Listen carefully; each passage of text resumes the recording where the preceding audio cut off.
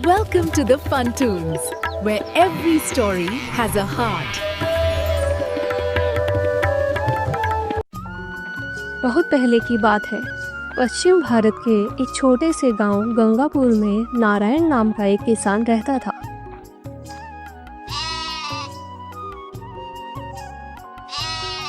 वह अत्यंत कठोर स्वभाव का था। उसके अंदर न कोई दया थी, न करुणा, न पशु पक्षियों के लिए प्रेम। उसका मानना था कि दुनिया में सिर्फ वही ताकतवर जी सकता है जो निर्दयी हो।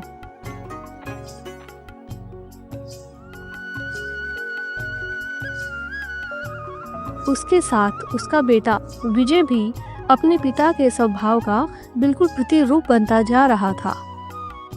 नारायण की पत्नी सीमा एक शांत, सहनशील और ईश्वर भक्त स्त्री थी। वह हमेशा भगवान से प्रार्थना करती थी कि उसका बेटा किसी दिन सही रास्ते पर आ जाए और इतने पाप न कमाए।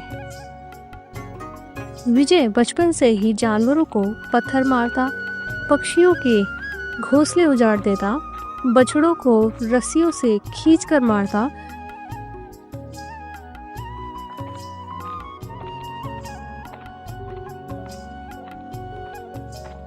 एक बार गांव में एक कुतिया ने बच्चों को जन्म दिया। विजय ने उन्हें खेल खेल में कुएं में फेंक दिया। कुतिया रोती रही, चीखती रही, लेकिन विजय हंसता रहा। कुछ दिन वो कुतिया रोते रोते तड़प तड़प कर मर गई। सीमा ने उसे बहुत समझाया, पर विजय के कानों पर जू तक न रेंगी। माँ, ये सब जानवर हैं, मरेंगे तो क्या फर्क पड़ेगा। बेटा, ये सब ईश्वर की रचना है। एक दिन सब तुम्हारे सामने आएगा। नारायण हमेशा विजय की पीठ थपथपाता। शाबाश बेटा, जो डर गया समझो वो मर गया। कमजोरों के लिए हमारे पास समय नहीं है। एक बार विजय ने एक बूढ़े बैल को इसलिए पीट डाला क्योंकि वह खेत में बैठ गया था। बैल उसी समय तड़प तड़प कर मर गया। गांव वालों ने उसे खूब बुरा भला कहा, पर नारायण ने उसे कहा, कमजोरों के लिए हमारे पास समय नहीं है। ऐसे ही समय बीता। विजय की शादी माया नाम की सीधी सादी लड़की से हो गई। विवाह के 5 साल बाद भी विजय और माया की कोई संतान नहीं हुई। माया दुखी थी, पर विजय को कोई फर्क नहीं पड़ा। वह अपने जीवन में मस्त था। लेकिन एक रात माया को एक सपना आया। वह वृद्ध साधु सपने में बोले, तुम्हारा पति पिछले जन्म और इस जन्म के पापों में डूबा हुआ है, पर अब समय आ गया है कि उसे उसका फल मिले। तुम्हारे घर जो भी संतानें आएंगी वे आत्माएं होंगी, कुछ बदला लेने, कुछ उसका ऋण चुकाने। अगले ही दिन गांव में एक संत का आगमन हुआ। संत ने गांव वालों से कहा, ये गांव अब परीक्षा का क्षेत्र बनेगा। जो जैसा बोएगा वैसा ही काटेगा। नारायण और विजय दोनों ने संत की बातों को हंसी में उड़ा दिया, लेकिन माया चुप रही। एक वर्ष बाद माया ने एक पुत्र को जन्म दिया। बच्चा सुंदर, शांत और दुर्बल था। तीसरे दिन घर में अजीब घटनाएं घटने लगी। बच्चा जोर जोर से रोता, फिर अचानक चुप हो जाता। एक दिन रात को बच्चे के पास से स्पष्ट आवाज आई, मैं वही बैलू जिसे तूने पीट पीट कर मारा था। मैं अब तेरे बेटे के रूप में आया हूँ, तुझे वही दुख देने जो तूने मुझे दिया।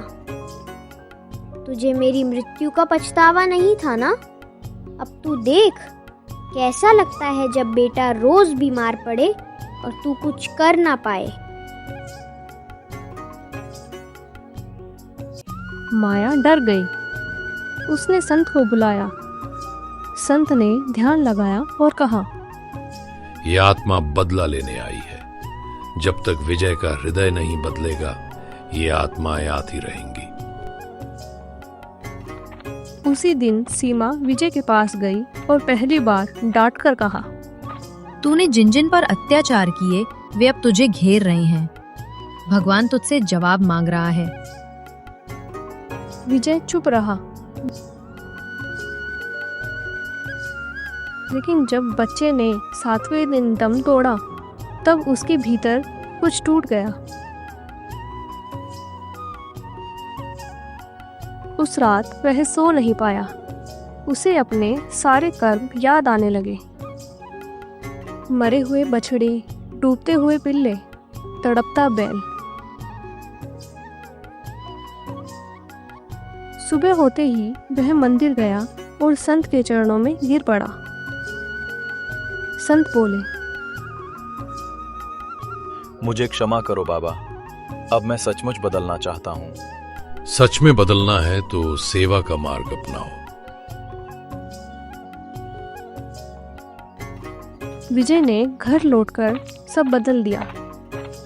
अब वह सुबह खेत में जाता तो सबसे पहले पक्षियों के लिए दाना डालता, रास्ते में मिलने वाले कुत्तों को रोटी देता।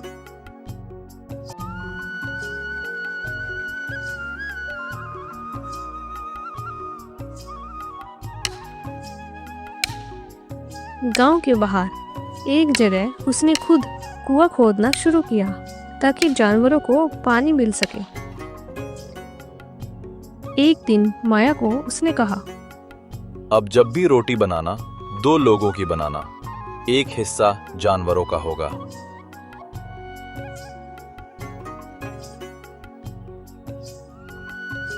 उसने एक घायल कुत्ते का इलाज करवाया, पक्षियों के लिए दाने की जगह बनाई और धीरे धीरे गांव वालों की नजरों में उसका बदला हुआ रूप उभरने लगा।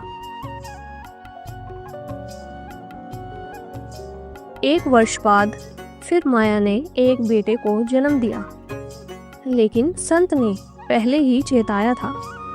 दूसरी संतान ने चौथे दिन बात करना शुरू किया।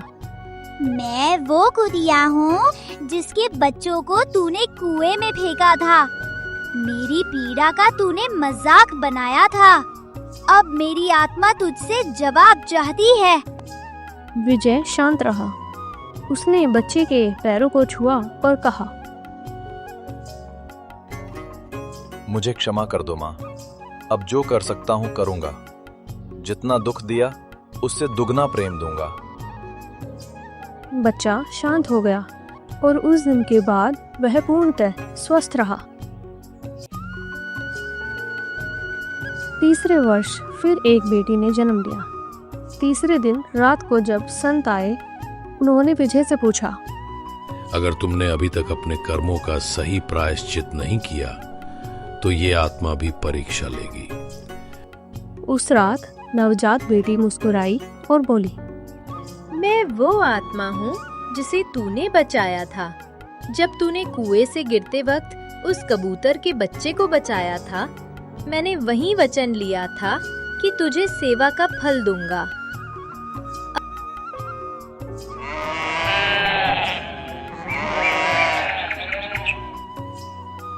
समय बीता। विजय ने गांव में गौशाला, पक्षियों के लिए विश्राम स्थल और गरीब बच्चों के लिए पाठशाला बनवाई। एक दिन जब विजय बहुत वृद्ध हो गया तो संत ने उसे बुलाया। क्या अब भी पछताते हो? विजय ने आंखें बंद की। उसे सारे मरे हुए प्राणी दिखाई दिए, मुस्कुराते हुए, शांत, जैसे उसे माफ कर चुके हो। बाबा, अब नहीं, अब सेवा में आनंद आता है। दुख कम हुआ है, मन शांत है। तू अब मुक्त है।